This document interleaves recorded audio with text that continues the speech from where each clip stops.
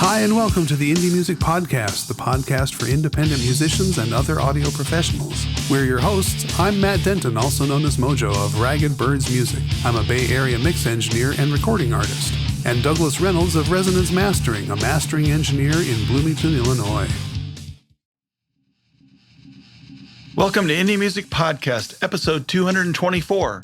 Tonight, Matt and Doug talk about Room EQ Wizard, commonly REW. They get into a deeper dive of setup, configuration, measurement mics, and techniques, and usages of EQ correction produced in REW.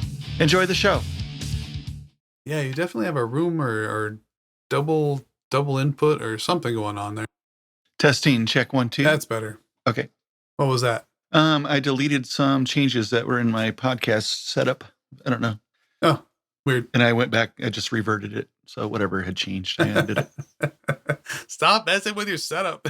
Oh, man, I'm trying to figure out how to quit messing with it, but switching back and forth between podcast and mastering, and there's always something and then having to create my recalls for my signal might be a little bit hot here. But sounds good to me. Does it? Okay. Yeah. Just make sure I'm not clipping or anything. I think it's okay. That might have been from before. But anyway, how you doing, man? I'm doing all right. If I sound a little different, it's because I've got a different mic going. I was messing with REW earlier and decided to just leave my Omni in place rather than change everything around again. Thinking that my time was short, not realizing that you were still in your guitar lesson. You sound so three-dimensional right now. Oh, yeah. Probably there's more room in my yeah, it sounds good, though. Good. Yeah, this is a decent mic. This Behringer. It's very similar to the one you get in those kits, from those room calibration kits. It's very similar to that. It looks like a long wand or something. Yeah, I've got a couple of them. I've got one. It's now I don't remember the brand of it, but I use that. It's an XLR input, and I use that for my live gig stuff. And then I've got another one, which is a USB. Oh, okay. It's the UMEC mic from Mini DSP, and I use that for my calibration. Yeah, I think that's a common one because they sell them with kits or whatever, and they give you like the individualized calibration. These Behringers, they're supposed to have like an individualized, it's got a serial number and everything. I should be able to, but I haven't been able to find a calibration file for it. I found one, but it's not for this exact microphone. You know what I mean? It's for this model, but it's not for this exact microphone. Supposedly these are all individually tested and calibrated, but I bought this one secondhand on eBay. I don't know if it was a refurbished or just lightly used, and it came with everything except for any kind of calibration file or way to get to it. Have you explored the manufacturer website? A little bit, not extensively. It's one of the reasons I got the UMEC is because it definitely came with a calibration file, and you can go and get them with your serial number if you don't have it. Yeah, I probably can. I may have to write to somebody, but what I'm impressed with is that the tip of this thing is so small. It's like the end of a pen or something.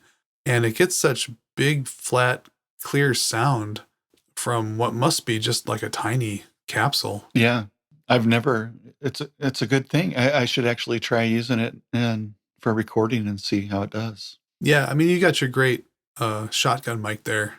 But Omnis are funny. More mics are better than less mics. Better than less mics, yeah. Yeah, I imagine this is great for, this would be good for maybe like a drum room sound or something like that. Or guitar room sound. Yeah. It's real clean. Yeah, it's super clean, super flat. Like disgustingly flat. Like like the graph on it is like a line. Yeah.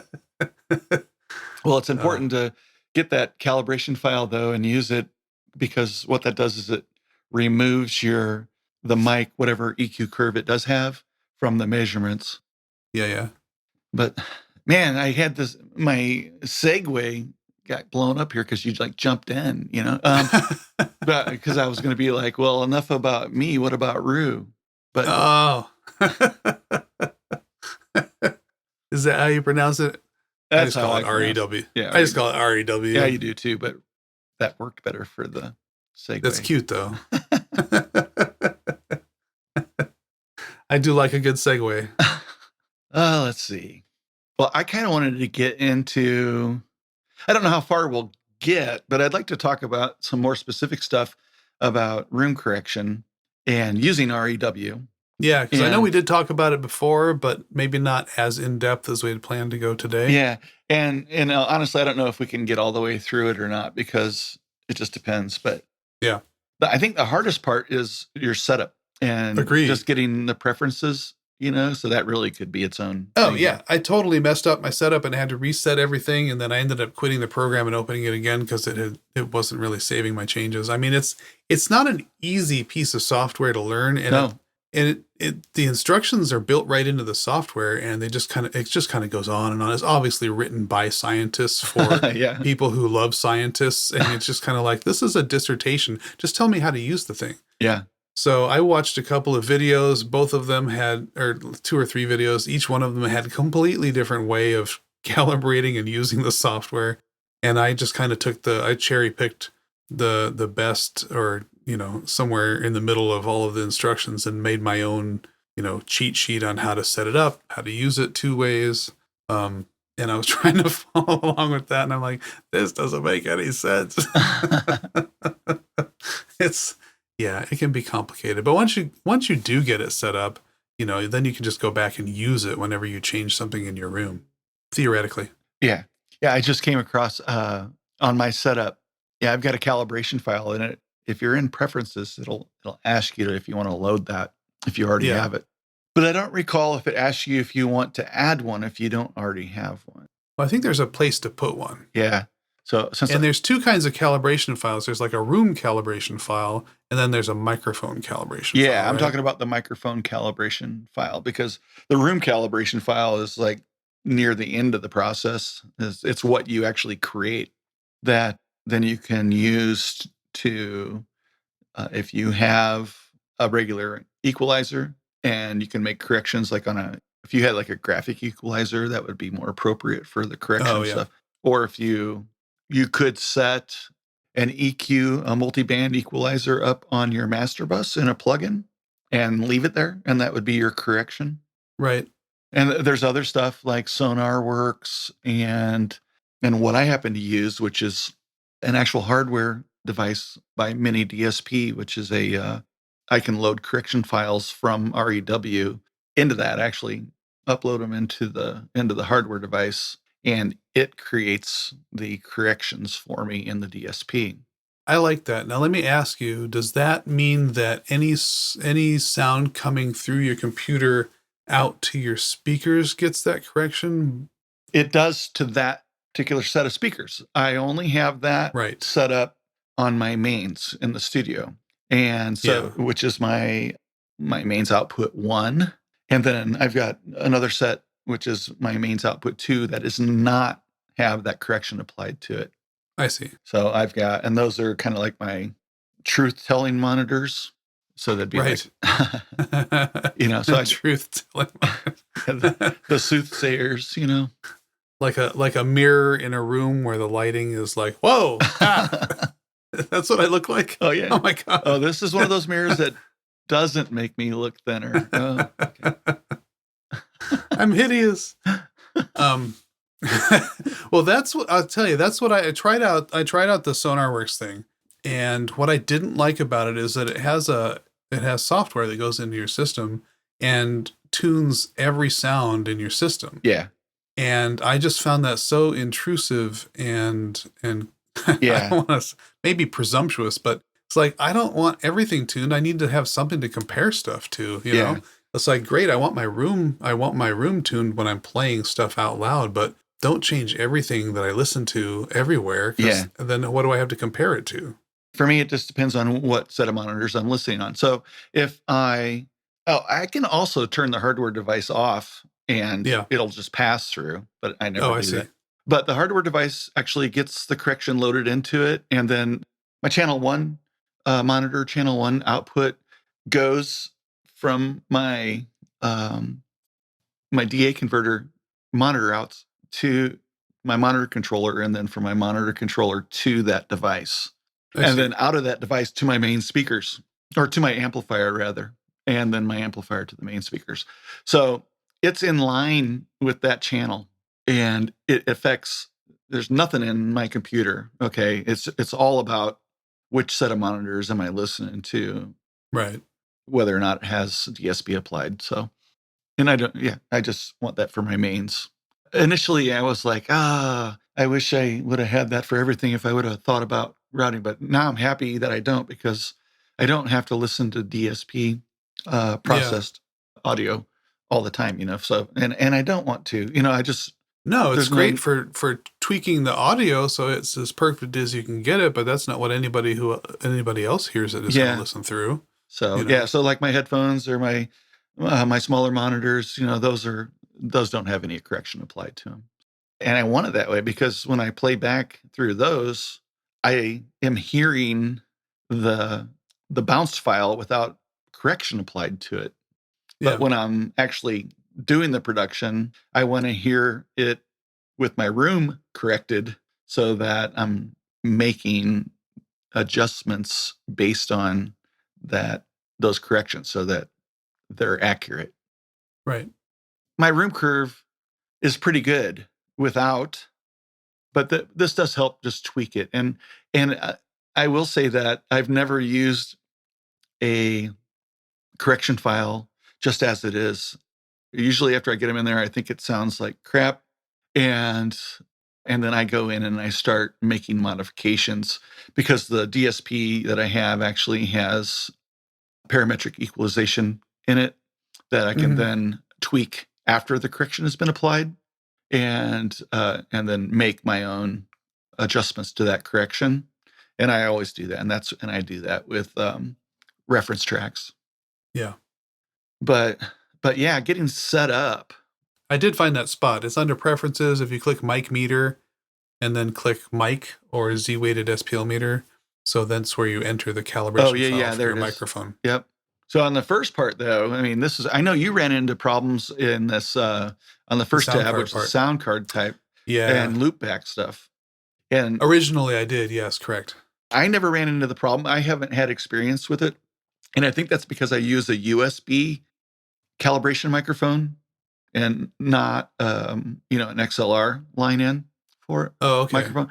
And I was wondering, what did you learn from that? Because I was curious, what was the problem? I didn't take notes on what I did. Yeah, I don't remember what the problem was, except that you just have to set your input device. Maybe it was that.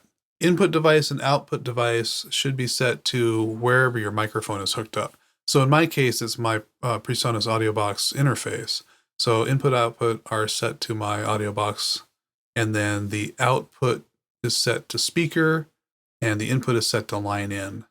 I think I may have assumed that under output, my choices are default and speaker. I may have thought at the time that if you select an output device, that it knows that default output, it belongs to that output device, for instance. But it just means your system default output, which would be, the holes on the side of your computer. Yeah. So you have to, it's not really that smart in terms of it expects you to tell it everything. Yeah. And then for levels, your only choices are use subwoofer. I don't have a subwoofer, so I need to do main speaker test, that kind of thing. You just have to, you have to tell it everything. It doesn't really have any way of it. It's I believe that this software is probably Java. It's basically platform agnostic. So it's not very good at telling anything about your underlying system. Right. Although my devices are there. It does definitely detect everything that I have, and I can choose my output device, which is my converter, and which is also my input device. But I think I don't have my calibration mic hooked up right now. I'll have to mess with it again because that might be actually end up being like system default device using the USB microphone. But that's just, I'll have to play with it a little bit and see, because truth be told, I haven't run calibration since I changed out my interface for my new converter. And so I actually do need to run a new calibration. So I have to change these preferences. Yeah, I just did another calibration this morning. Mine haven't changed very much at all since I started looking. So I do, anytime I add something to the room or change something around here, I go, okay, I better do another calibration. But it's once you do the psychoacoustic smoothing and look at the curve, it's negligible if any change whatsoever for me in this room. Now, along the lines of everything else that's in here, I think sound card and mic meter tabs of the preferences are the only ones I've ever actually done anything with. Yeah, those are the two rest big of the stuff ones. is all whatever the defaults are. Right. The only thing I would say is under equalizer. Oh, equalizer. Yeah, I have my mini DSP set. Yeah, you have yours probably set to mini DSP. And if you have one of these branded ones, usually they come with something. I have mine set to generic. Because I don't have a DSP, or it didn't come with any, my microphone didn't come with any of these things. The other thing is this house curve. One of the videos that I watched, a guy who was pretty knowledgeable, he has his own house curve that's a little bit, it's a file that you could download directly from his video, and it's not a flat curve. It's basically kind of along the lines of a pink or white noise curve, so that if you calibrate to that, you get a little more, theoretically, a little more pleasing sound in line with what you want music to sound like. But that's completely optional, of course. Yeah. I haven't, I've never used it. It's because I'm taking whatever my house curve is, and I'm taking that as my baseline and then correcting it. So I guess I haven't looked into that at all, but that's all I do in preferences though. And then I usually do a quick level check in the sound card tab. Mm-hmm. Oh yeah. Check levels. And just make sure that isn't actually doing any measurements or anything. It's just making sure that you've got, good enough volume for the tests that you're getting ready to run. Yeah, there's a range of volume in and out that it needs in order to do a proper test. Yeah. And again, there's all of the information is right there under help, but it's not necessarily clear. Yeah. So I kind of. And when you run that, there's a series of meters, and it'll just let you know if you're in the green or if it's too quiet. Yeah, it'll tell you if it's too quiet. But that's what that's all about. And I feel like, and correct me if I'm wrong, I feel like your signal is more likely to be quiet than loud. Oh, I've been blown away before. I have you? Stuff up too loud. But yeah, I think it's there. Make sure and turn your monitors. Well, at this point in time, my next step is actually going to be to set my SPL. And so I go ahead and turn my monitors down at this point, and I start checking levels from there, because I just don't want to, have any accidents and blow a speaker out or something. Yeah, that would not be good.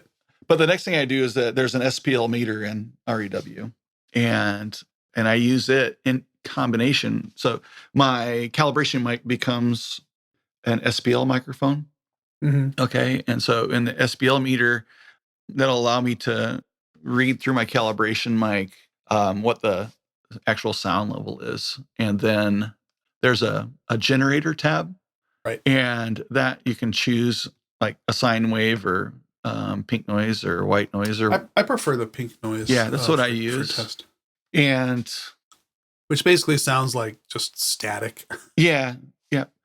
And then I go ahead, and all that does is has a play button, and it plays the noise so that your calibration mic can then measure the SPL.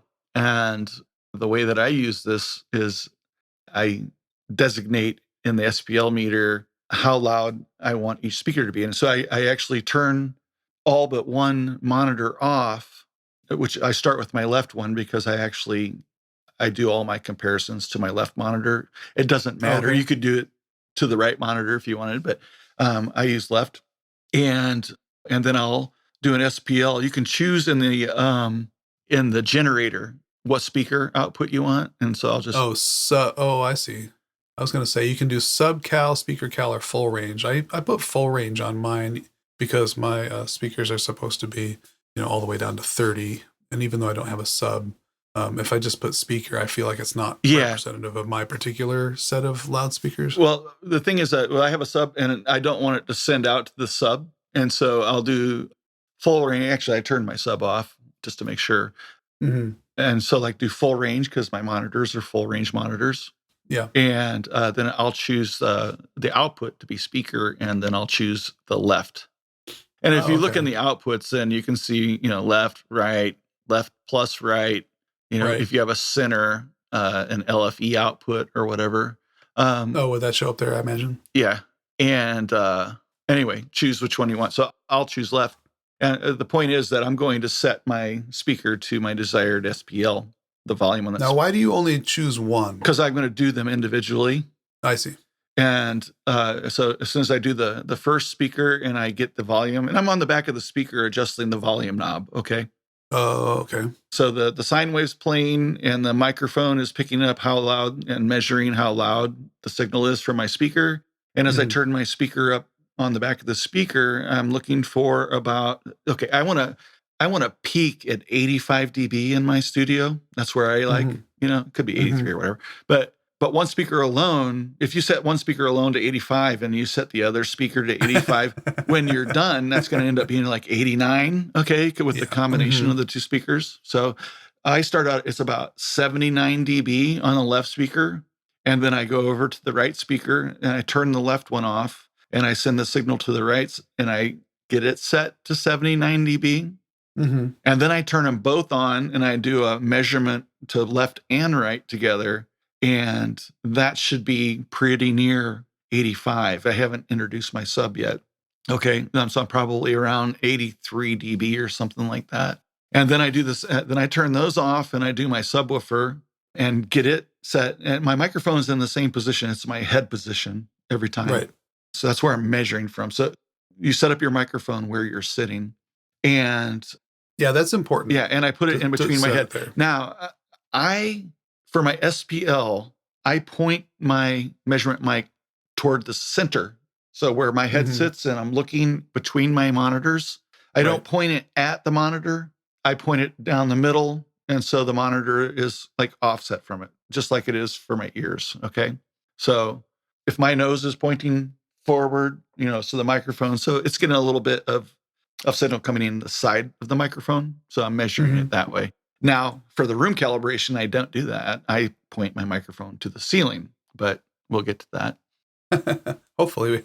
It's an omnidirectional mic, and it doesn't really matter, but...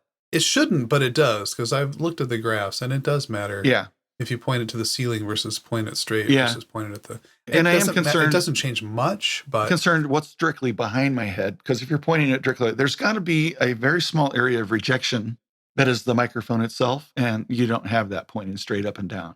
That's true. But with that said, I then SPL match all of my monitors, okay? With the goal of being at 85 dB with all the monitors on with the signal running. So in order to do that, you got to start lower because as you add speakers, the combined audio from each driver brings the SPL up overall. So that's the way I do that. I do an SPL match first. Do you do that? And for people, SPL means sound pressure level. It's a measurement of actual air movement from speakers. Yeah, or roughly dB or decibels. Right. How loud is it? Yeah, I think decibels is a measure of voltage, is it not? Yeah, I don't know. Technically. Yeah. I think you can convert signal generated. Can convert. Yeah, it is because you can convert watts and stuff directly into decibels. Right, because there's different ways of measuring. I don't go that deep. I know that my monitors. I mean, my room is not nearly as big as yours, and my monitors are new and set to their defaults, whatever that is. And then I use the input signal on my interface, and then also the main signal on my interface to control levels. So that's like the first thing I do. And then the next thing I do is I actually time align. Because with the audio, you can measure to your calibration mic how long it takes for the signal to get from a speaker to the microphone. Sure. And the REW will calculate that for you. And again, I use my left monitor and I make adjustments from that. Now, you can actually physically move your monitors and change their time alignment. And that is, are they in phase or not? So if the signal's coming out of your left and right, and the left is reaching you ahead of the right, that means that they're somewhat out of phase. The actual waveform of the audio traveling through the air is not in phase with each other. Right. So having those in phase is important so that it's not distorting the signal that you're hearing, because it'll cancel out frequencies through the phase cancellation. So it's important, at least to me, to make sure that my monitors are time aligned. And so I go through a time aligned process. I measure that. That's in the measurement area of REW. And I wonder if I actually get the time align. The timing comes in after you run it. And I don't have this up right now, but when you take a measurement, you get a total time, or you get a time stamp of how long the signal took to reach your microphone in that measurement. Okay.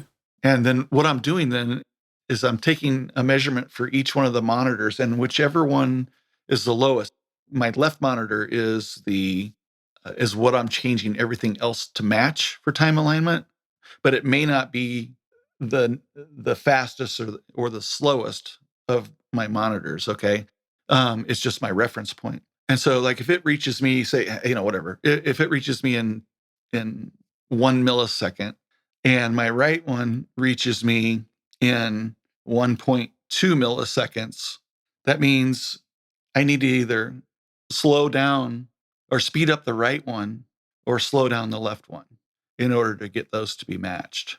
And I can physically move the right one closer to me, probably less than a centimeter, but I can, and then take another measurement and see how it does. And you can get pretty close to doing that. Or I can actually apply that to my correction. And in my DSP, I have a channel delays. Oh, okay. And so for each channel, I can say, this is my 0. And then on the other channel, I'm going to say, I want you to offset this by 2 milliseconds. So then it will then be time aligned. So or conversely, I can make the right channel, since it's slower, the reference point, and I can add 2 milliseconds of delay to the left channel so that they come out at the same time. So, okay. So obviously that makes more difference the farther away the speakers are from you and from each other.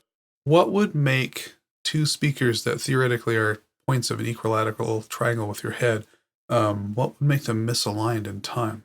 Well, it could be, the first thing is your sound pressure level. Are they the same level? Right. And then their distance and angle to you. Right. That would be it. Okay.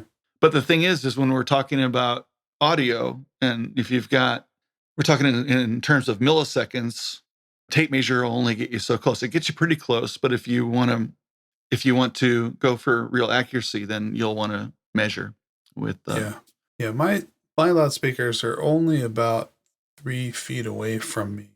And it depends on what frequencies too. Yeah. But it's just one of those things. It's a detail. And if you take the sum of all the details together, I think that makes a difference. So part of what I do. Agree. After that, so I'm ready to measure at that point.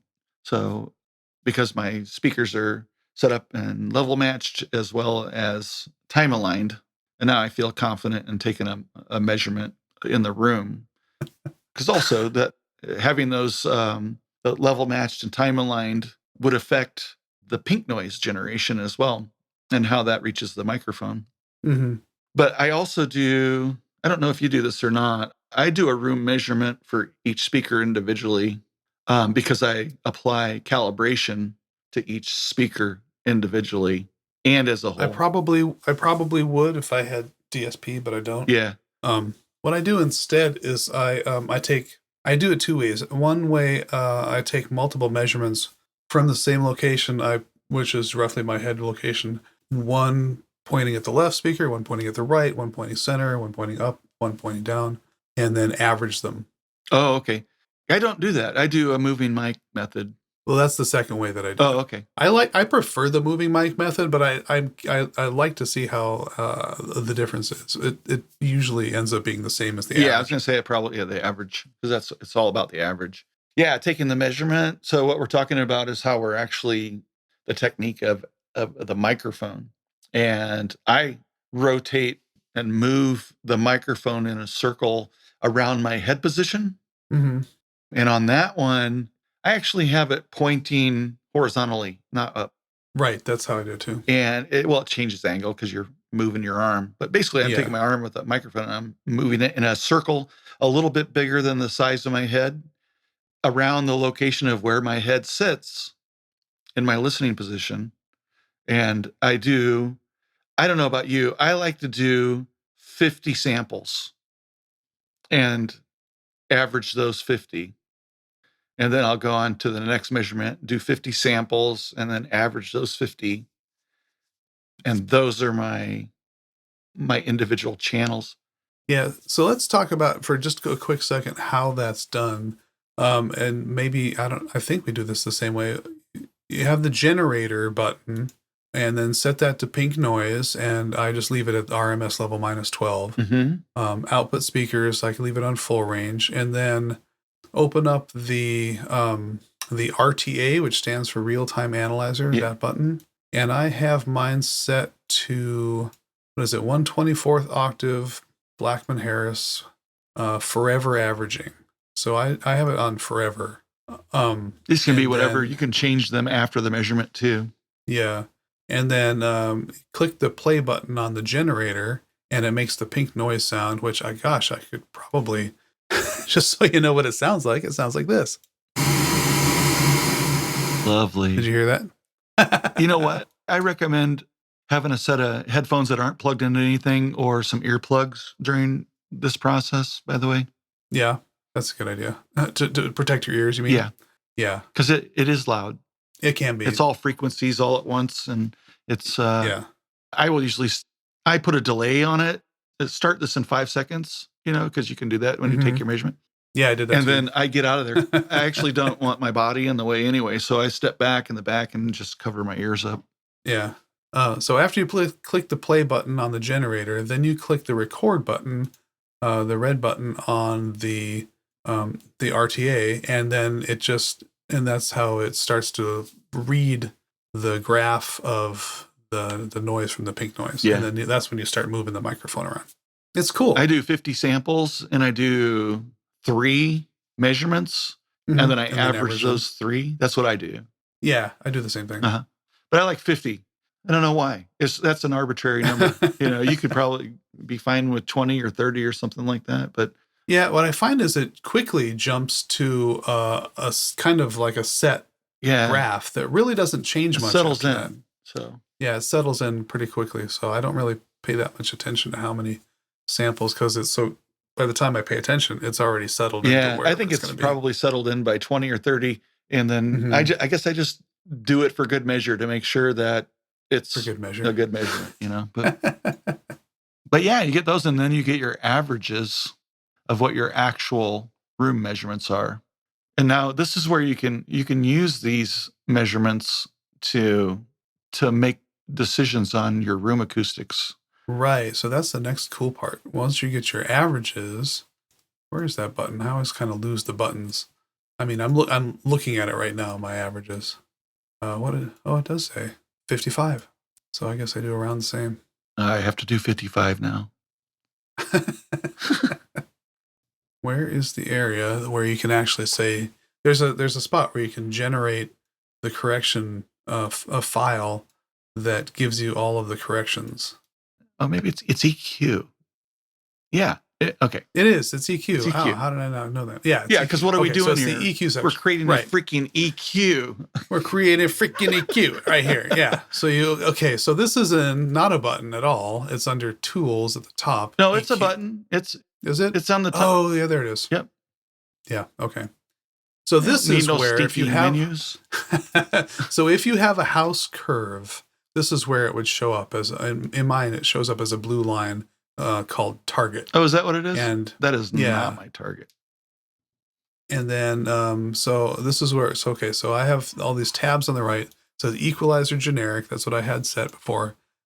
Target settings, I was actually instructed from one of these videos to change those ones that say 1.8, the LF rise slope and HF fall slope, to change those to 0. And then the target level shows, I don't know where that comes from, but it shows basically what the flat line is that you're measuring your curve against, right? The last thing I measured was my subwoofer, so that's what's loaded up in here. So I've got like a cutoff, an LFE cutoff. I'm only measuring 80 hertz for that. Yeah, and so that target level, what that's going to do is if you go under, what is it, resonances? Yeah. No. Filter tasks. See, it's in this area that I actually make my my modifications to the curve that it's provided me. Mm-hmm. And so I can see my room curve from the averages, and then I'm going, okay, this looks like a little bit of a problem here. I've got like maybe I've got like this 65 hertz bump, and like I wonder if I can flatten that out, and I can actually tweak to pull down a range, like a Q area around 65ish or whatever like that. That'll bring down that hump and make a compensate for that through the EQ adjustment. That's how I use this anyway. So once I get my actual curve, and I'm not seeing that particular. Oh, I just found it because, here's the thing about this interface. Some of these things are menu items. Some of these things are buttons. Some are obvious and some are not. If you click on filter tasks, once you have your EQ filter here, if you click on the filter tasks, it says match range. Oh, there it is. Yeah. The default is 20 to 20,000, which is, the typical range of human hearing that we set all these things to. If you click match response to target, which actually is a link, it will generate kind of like an inverse curve. Oh, yeah. And then you can take that and click on save filter coefficients to file, and it will generate a flat file telling you how to set an EQ to make the differences in your target curve to whatever it measured your room at. And this is what those like Soundworks and stuff does, is it basically generates that curve and puts it into its software, and that's what your DSP does. Yeah. To basically make an inverse curve that flattens out whatever it determined your room sounds like. Exactly. And matches it to the curve that's your reference curve. In my case, is and actually take that house curve. Actually, take that text file that's generated, and that's what I upload into my DSP. There you go. You can also take that text file and just kind of like look at it and make an EQ preset for your DAW, and that's what I do. Yeah, exactly. Look at it, and then you use like an EQ on your master bus. Is that what you're doing? Yeah. Okay. Yeah. And so as easily as that. So you could, if you got a good multi-band EQ, because you're going to need a lot of bands, or you'll need a lot of instances of EQs. Well, that's true too. Yeah, you can use multiple EQs depending on your CPU availability, or a decent hardware graphic EQ would work, and those are not necessarily expensive. No, you probably get that at Goodwill. Yeah, probably would work. Behringer makes a device, for room correction, and then mini DSP, like what I use, it's not that expensive, and it's just a small. I use the mini DSP 2x4 balanced because I want all my connections in the studio are balanced connections. So I run a balance signal to it and runs a balance signal out to my amplifier. Lots of different choices there, but on the no budget side, you could just throw some EQ plugins and apply the corrections based on. Yeah. The one I think I used was the Waves Q10 because it has so many bands. Yeah. But Logic has that vintage graphic equalizer that is just sliders, like you put on your old stereo. That works too. Yeah. But at that point, you're pretty much done in REW. Yes. And I save my files so that I can do some comparisons. And because I like to, when I change things in the studio, to run measurements and then take a look at how it has changes. It could be I hung up some new panels, or I added a new device like my converter, so I haven't done a measurement yet. I need to do that. I want to see how that changed by itself. It compares to what I had with my old interface. Perhaps there's like a difference there. I kind of expect there to be a difference in. Yeah, I would think so. In how that that audio is reproduced and the frequencies. I think that definitely the higher quality, better digital analog conversion. I'm expecting to have more frequency detail. It was definitely audible. Yeah. Which, if I can hear it, that means there should be definitely something visible in a measurement to see. So what is it? Yeah, I do both. I save screenshots of the graphs as well as the files themselves. Yeah, I do some just for bragging. I know I've sent a couple to you. I was like, let me take that 60 hertz. No, yeah, you think, okay, I can do better than that. I got a flatter curve than you, buddy. That's what she said. That's not necessarily a compliment. Oh. So yeah, anyway, that's Root. You know what we didn't mention? This is free software. It is free. The microphone's not free. The microphone's not free. I think I paid about $60 to $80 for somewhere mine. In that neighborhood. Yeah.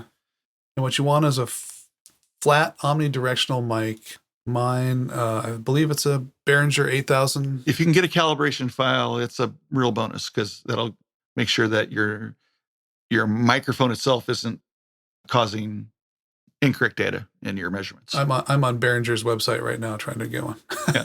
I do have a generic one, but I don't have one tuned for this exact model, this exact microphone, which is good to have. Yep. Well, I think that's it, man. Yeah, I think that covers That's what I got. I mean, I don't think we can do more without without making a video. So. And there's videos out there, so we're doing this instead, basically. Yeah, because we're an audio podcast and we hate video. Right. Or don't hate video, but hate working on video. It's just not our jam, man. It's not our jam. It's definitely not. I don't belong anywhere near a camera. We both have on either side faces for radio. Yeah. Faces only a mother could love. There you go. All right, man. Yeah, I think we covered that pretty well. Right. I'll be editing out those long. Where's this button again? Very good. All right, listeners, thank you so much. Yes, thanks for listening. Thanks for tuning in. I hope this helps. Let us know if it does. And let us know if you have any questions. We'll try to answer them. All right. Cheers. Thanks. Have a great week. All right. Bye-bye. Bye. Well, that wraps up another episode of the Indie Music Podcast. Please like and subscribe, share with your friends, or just leave us a review on iTunes if you like what you've heard. Find our social links and episode guide at indiemusiccast.com. Until next time, keep creating.